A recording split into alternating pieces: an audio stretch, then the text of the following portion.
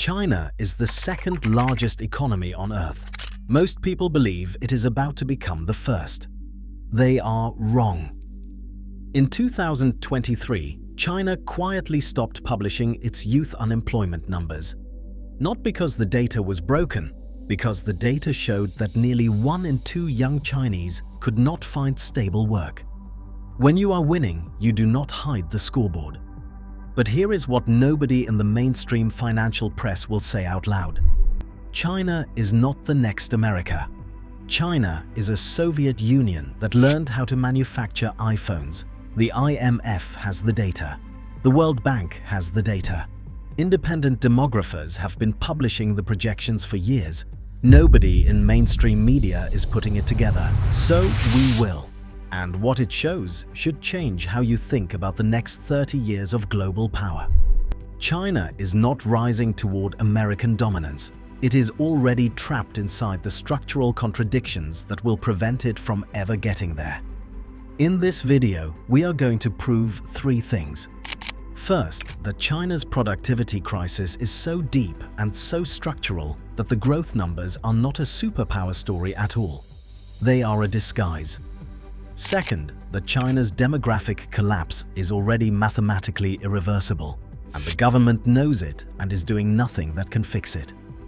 Third, that China has built a debt dependency so severe that its entire economic model can be held hostage by property developers in Evergrande, local governments in Guizhou, and bond markets in New York.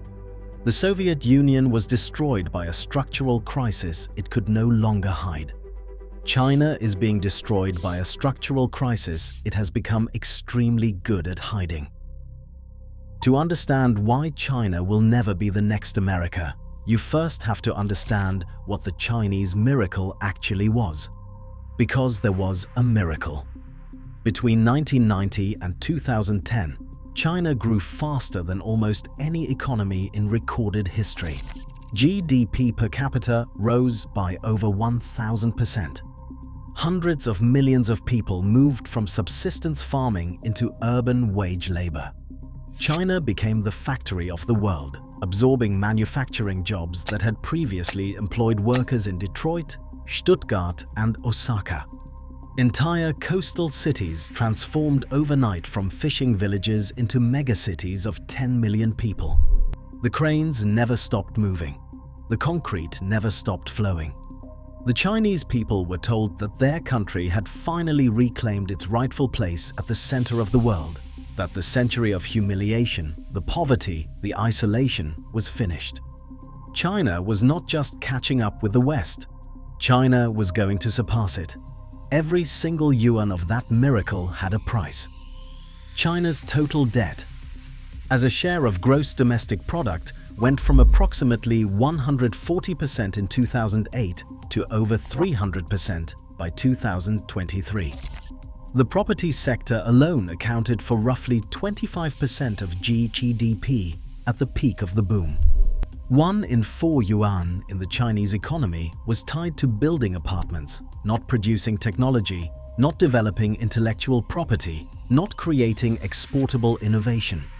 They were building housing units for other Chinese people to buy with money borrowed from state banks that were happy to lend because the party made it feel safe. When the property correction hit in 2021, the sector did not slow down. It collapsed. Within 2 years, Evergrande defaulted on over $300 billion in debt. Country Garden followed. Sunak followed. More than 50 major developers entered financial distress. The market capitalization of China's property sector fell by trillions of dollars. The unemployment shock it sent through the construction workforce, the steel industry, the cement industry, the furniture sector, and hundreds of downstream industries was enormous. And here is the number that matters most. At the peak of the youth unemployment crisis in 2023, Beijing simply stopped publishing the real data. China's National Bureau of Statistics announced it was suspending the youth unemployment report to improve the methodology. When you are winning, you publish the numbers. You only hide the numbers when the numbers are telling a story you cannot afford the world to hear. If you are finding this useful, hit subscribe. We cover the economic realities that the financial press buries every single week. But the debt rot is only half the story. Because beneath the unemployment figures and the property defaults lies a productivity and innovation problem that no Chinese government has been willing to confront honestly. And it is the productivity problem, not the debt, that makes China genuinely, structurally incapable of becoming the next America. Here is the number that the Chinese state media does not broadcast. China's total factor productivity, the measure of how efficiently an economy turns inputs into outputs, grew at less than half the rate in the decade from 2010 to 2020 that it did in the decade from 2000 to 2010. The miracle growth is slowing not because China ran out of cheap labor, though it did, not because wages rose, though they did, but because China has not made the transition from an economy that copies and assembles to an economy that invents and creates. A Chinese worker today generates approximately 1/4 of the economic output per hour that an American worker generates. The gap is not closing fast enough. At China's current rate of productivity convergence, it would take until the 2070s, at the earliest, to reach American productivity levels. The reason is structural, and it has a name. China has the most state-directed capital allocation system among the major developed economies. On one side, you have state-owned enterprises with access to essentially unlimited, cheap credit from state banks, regardless of whether they are productive or profitable. On the other side, you have private entrepreneurs who built China's most dynamic companies, operating under constant threat of regulatory crackdown, asset seizure, and politically motivated prosecution. In China, the private sector generates approximately 60% of GDP, 80% of urban employment, and 90% of new jobs, but receives less than 30% of bank lending. What this creates is an economy with two speeds and no rational mechanism connecting them. State enterprises are protected from competition, which means they face almost no incentive to innovate. Private entrepreneurs are so exposed to political risk they cannot plan beyond the next regulatory cycle, cannot attract the best talent who fear associating with targets, and cannot build the kind of long-term institutional strength that produces transformative innovation. Companies faced with the certainty that success makes you a target default to keeping a low profile, which means the most capable private actors in China are structurally incentivized not to build the kind of dominant global platform companies that define American economic hegemony. China tried to accelerate its way out of this in the 2010s. The Belt and Road Initiative, made in China. 2025 and the tech investment supercycle produced some results. Huawei became genuinely competitive in telecommunications. BYD became a real force in electric vehicles. But then the crackdowns came. Jack Ma disappeared. Didi was crushed weeks after its IPO. The tutoring industry was wiped out by regulatory fiat in a single weekend, destroying $100 billion in private wealth overnight. This is China's version of the Soviet political trap. The Soviet Union could not reform because its ideology made the market incompatible with the system. China cannot sustain private sector dynamism because its political structure makes independent power centers incompatible with party supremacy. Every entrepreneur who becomes too successful, too visible, or too influential becomes a threat. Threats in China do not get negotiated. They get neutralized. Now, let us talk about the demographics, because this is where China stops looking like a superpower story and starts looking like a slow-motion replay of everything that is about to break the mathematics of its own ambitions. China spends enormous political capital managing its population narrative. But the number that matters is not where China is. It is where China is going.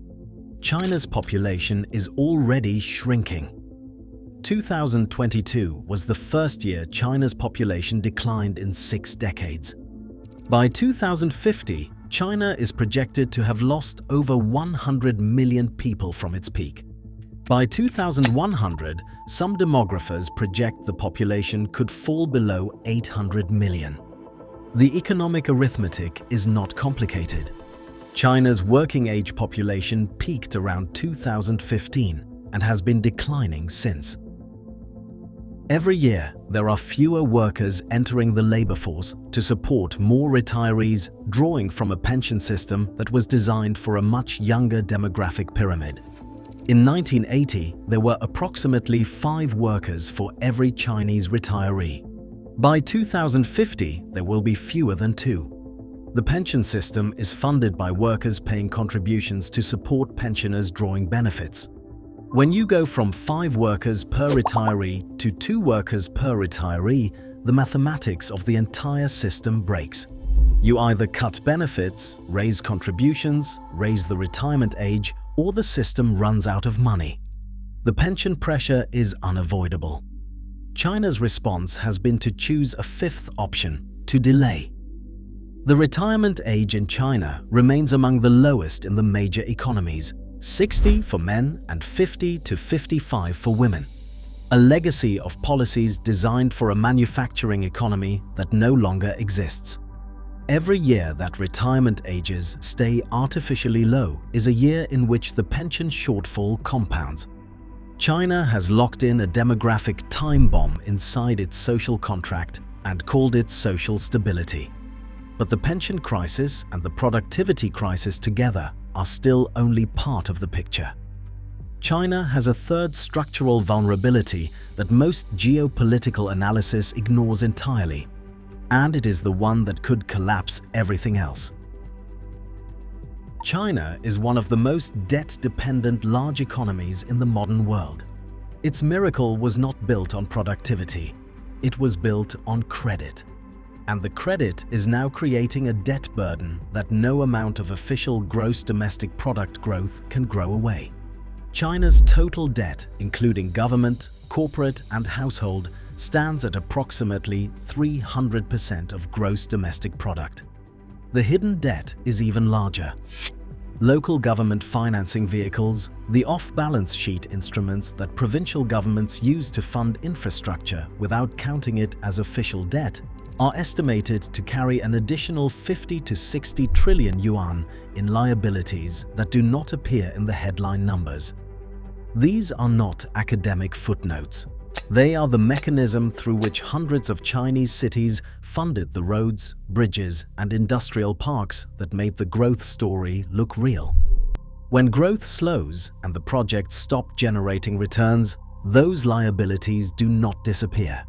They land on the central government's balance sheet, on the banking system's balance sheet, or they default quietly and the workers who built those projects never get paid. An economy built on state-directed credit, low productivity manufacturing, and a property sector that consumed 1/4 of all economic activity is not a superpower in the making. It is a beautiful, high-speed version of exactly the trap the Soviet Union built. Except China's version is larger, more sophisticated, more deeply integrated into the global economy, and therefore more dangerous when it unravels. China's total public and hidden debt is rising. Interest payments are consuming a growing share of government revenue. Pension obligations are locked in and growing. Productivity growth is decelerating. The private sector dynamism that could theoretically provide a way out is being systematically constrained by political necessity. And the demographic foundation that all of this rests on is shrinking. America had structural crises too. The 2008 financial collapse, the hollowing of the manufacturing base, the opioid epidemic, the political dysfunction. But America's institutional flexibility, the rule of law that genuinely protects property rights, the capital markets that fund risk-taking, the immigration system that continuously replenishes talent, the university system that generates intellectual property, and the political system that can, however messily, eventually force structural change, none of these exist in China in any form that functions independently of party approval. China is not going to have a Soviet-style overnight collapse. China is too large, too central to global supply chains, too nuclear-armed for the markets to simply stop engaging. The Communist Party will manage the slowdown. The state banks will absorb the defaults.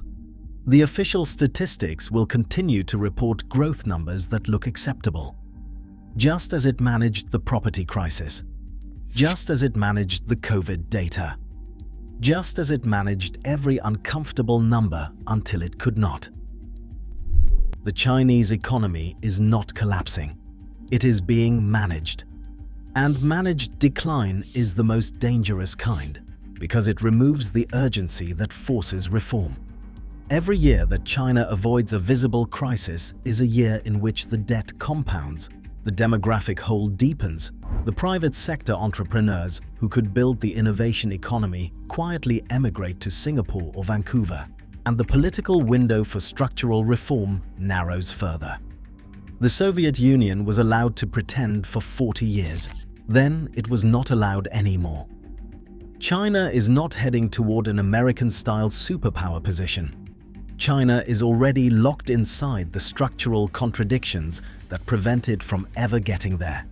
It just looks different because China has better marketing, better infrastructure aesthetics, and creditors and trading partners who are not yet ready to stop pretending alongside it. The factories will keep running, the high-speed trains will keep launching, the GDP figures will keep printing numbers that look like progress.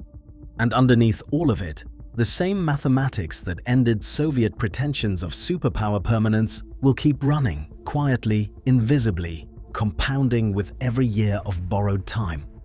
This is not a country on the rise toward American dominance. This is a country that has been living inside the structural limits of its own political system for decades. The difference between the Soviet Union in 1975 and China today is not the fundamentals. The difference is that China is sophisticated enough that the world cannot afford to let the contradiction become visible. So they engage with it. The supply chains stay connected, the bonds get purchased, the summits get held, the contradictions get managed, and the trap gets tighter every single year. If you made it this far, subscribe. We do this every week. And if this video made you think differently about how economic power actually works, go watch our video on why Japan will never be rich again. The same mechanics, a different country, and a warning that most people still are not taking seriously. Thanks for watching.